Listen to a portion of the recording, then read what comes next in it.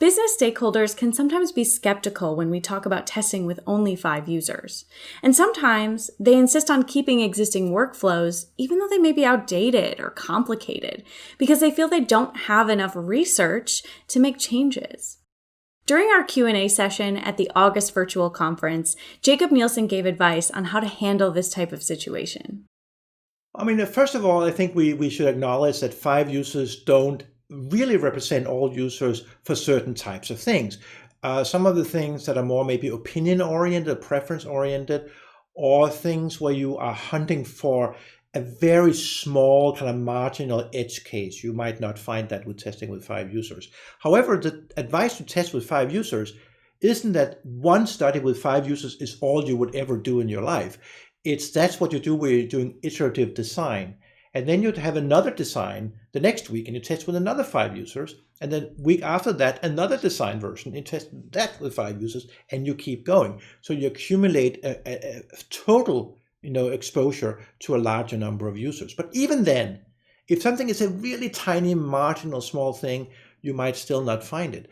And then that begs the question, how important is it? I mean, what level of quality is it really reasonable to aim for in user experience design? And there are some types of design where it really is crucial that nothing ever will go wrong.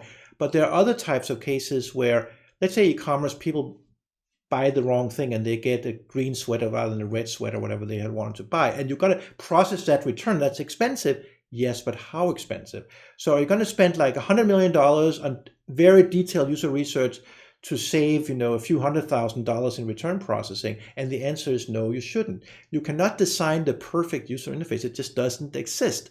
And in the case that was mentioned here, where you have an existing design and you're worried about if you make something else, you're going to get some complaints. Well, honestly, the existing design is probably actually much worse than the new design.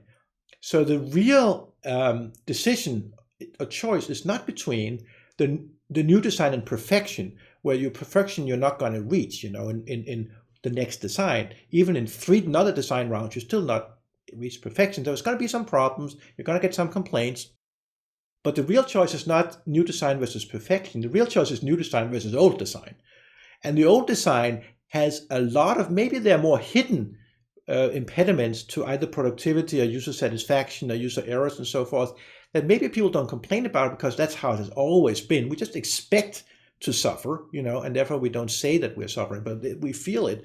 And if you do actually release a new and better design, over a small period of time, people will actually get accustomed to that and recognize that it's better. Now, right when you release it, you are probably going to get some complaints, but you just can't let that hold you back, because that's a fact of nature that users don't like change, which is also why you shouldn't just willy-nilly, like any new idea you get, like launch it the next day. Well, you got to do some work on it first, which is one of the things we do recommend. But yeah, you're going to get a few complaints. But if those complaints are about all different things, it's just people complaining because they don't like change.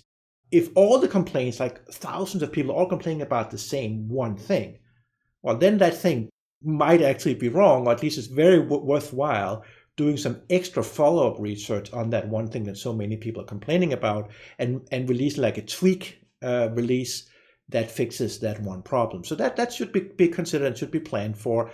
But I don't think that is a reason to hold yourself back, because the opportunity cost is immense in terms of what you could do relative to just staying forever with the same thing. And don't aim for perfection. I mean, that is just not a realistic alternative. So that is really, really, really bad planning to say I'm not going to do anything until the day I can do it perfectly, because that day will never come.